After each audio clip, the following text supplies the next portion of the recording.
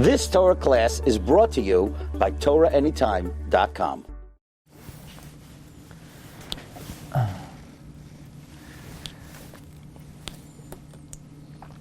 Okay, Bruchim Haba, welcome everyone. We're starting a new Seder, a new Limud, the Orchos Chaim of the Rosh. Of course, we know the Rosh was one of the great Rishonim. The Rosh, of course, comes from Ashkenaz. He's a Talmud of the Marami Rutenberg.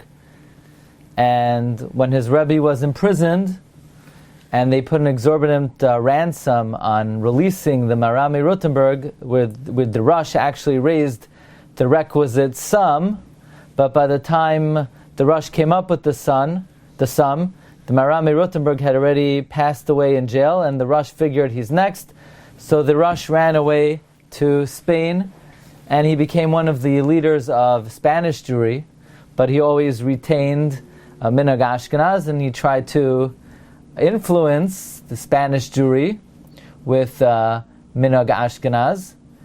And interesting, are you able to hear me? Yeah. The one thing that the Sfardim did not accept from the Rosh is Minhag Ashkenaz.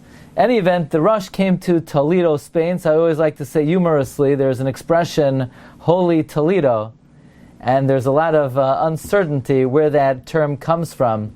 Some say it's because in Toledo, Ohio, there are more churches per capita than anywhere else in the world. Actually, the real reason is because there are more bars in Toledo, Ohio than anywhere else in the world, and it's a Lashon Sagi Nahar. But anyway, that's not the real reason. The real reason for Holy Toledo is because that is where the Rosh comes from.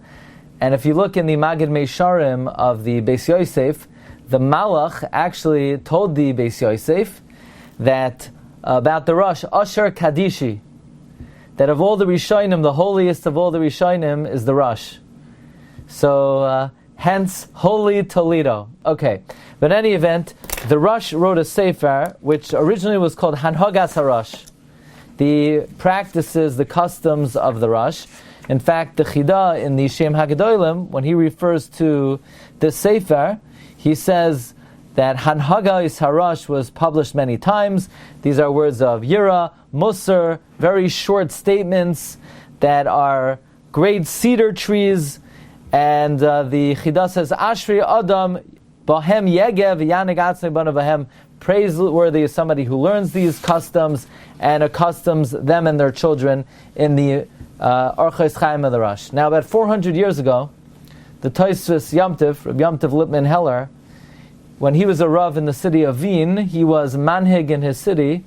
He established in his city that everyone in the city should learn Orchos Chaim LaRosh, wearing talis and tefillin right before Baruch Shamar. So this actually, the Tosfos Yomtiv instituted, became part of the Tzuras HaTfilah, and moreover, the Tosfos Yomtiv translated Orchos Chaim LaRosh into Yiddish, and when he published it, he got a haskama. Who gave a haskama on Tosfos Yomtiv's edition of the Orchos Chaim?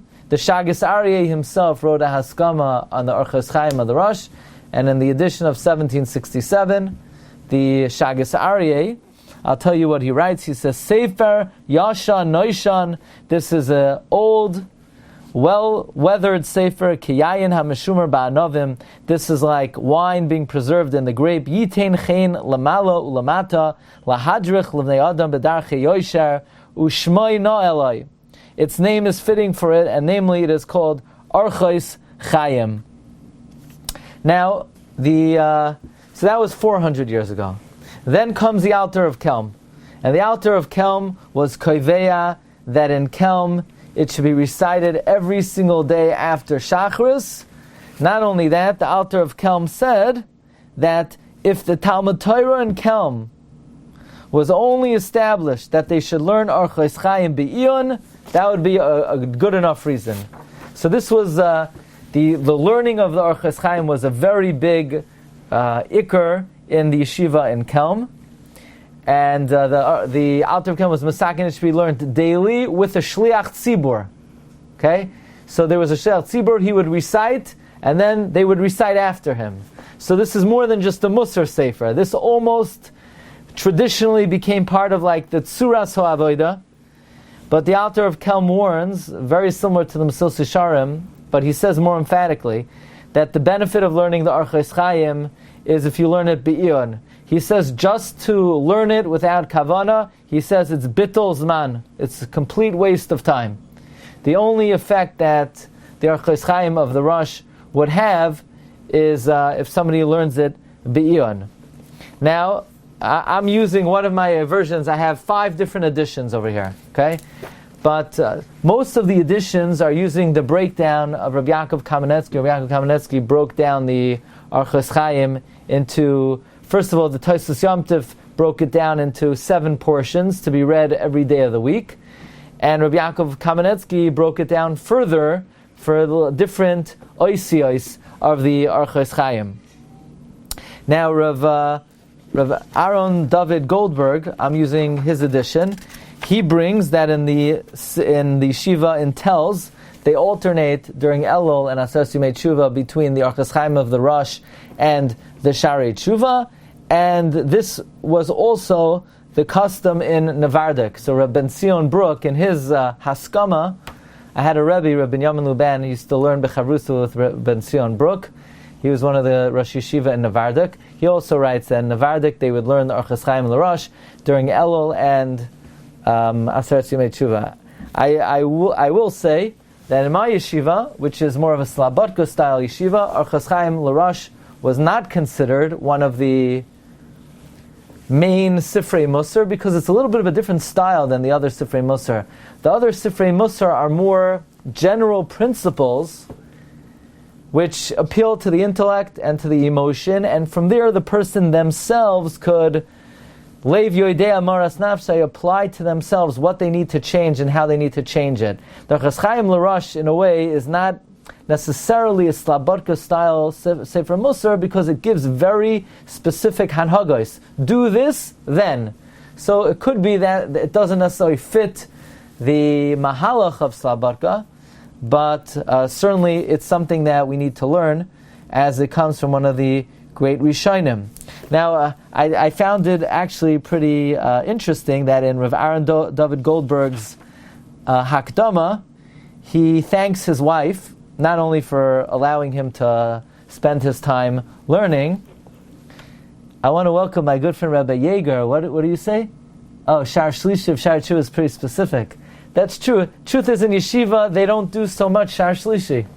That's not really, they don't really do so. They do more Aleph, Beis, and Daled, but Shar Shlishi is not really, I don't think they skip it, but I don't remember the emphasis on that. Anyway, so he thanks his wife, firstly, for allowing him to spend his time learning, and then he thanks his wife that he gave over to his wife the entire malacha of publishing his Sfarim, of typesetting, of dealing with the printers, and he thanks her for doing a very accurate and precise job in publishing his Sfarim. He has many, many Sfarim on various different Musar Sfarim. We already used his Sefer for Talmud Devaira. We used it for Igeras Ramban, Igeras HaMusar, Igeras HaGra.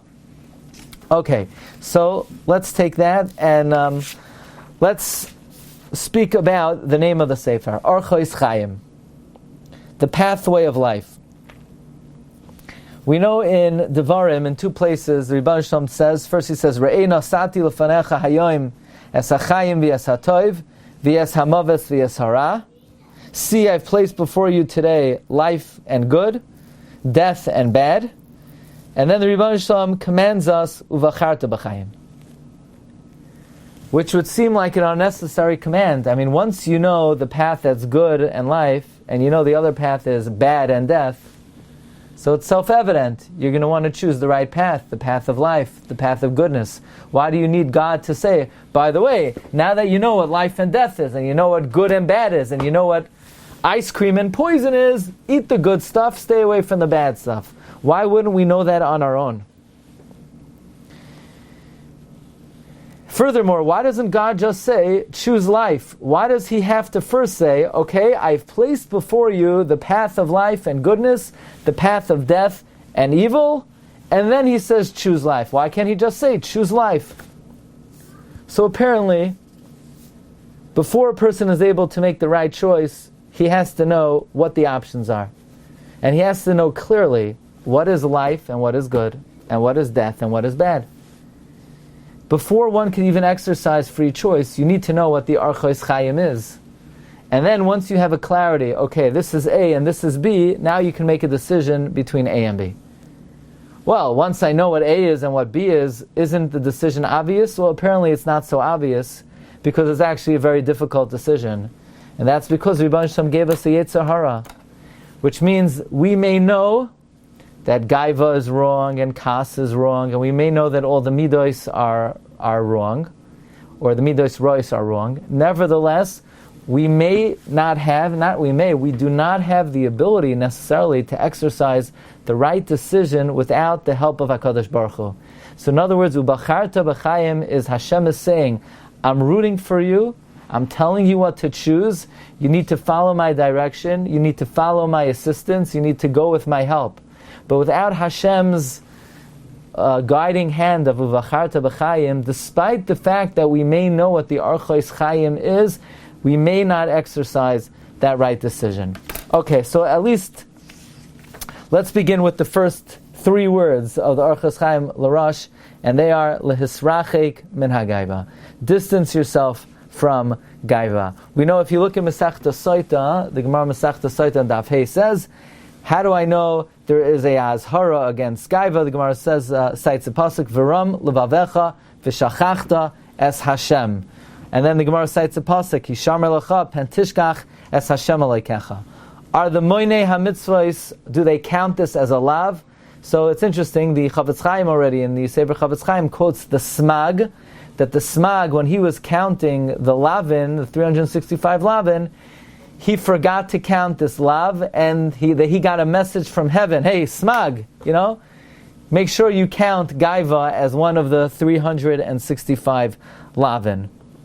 Now, why does the Orchos Chaim begin lehisrachek min hagaiva? Why has Gaiva been selected to be the throw out the opening pitch of the Orchos Chaim Rosh? We'll discuss that more tomorrow, but let's just make one ha'ara. And that is, you would think, here, this is a Musar Sefer. It's almost Rosh Hashanah. I want to be inspired. I want something that I should do. I want a way to connect to HaKadosh Baruch Hu. Why do we start off so negative? And the answer is, because you ain't going anywhere if there are impediments and they're stumbling blocks.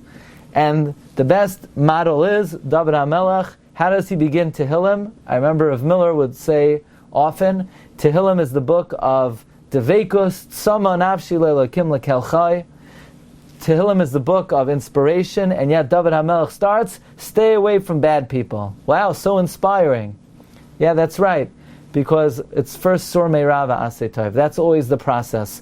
And you can't be elevated, and a person can't rise up in Madrega, so long as there are deterrents. So therefore, following the pattern of David HaMelech, of Sur Meirava Aseh Tov, the Orchos Chaim begins Lehisrachek min hagaiva, and I'll let you think about tonight, when you're going to sleep, why has Gaiva been given the distinction of being the first thing to be careful about in the program of the Orchos Chaim Rosh.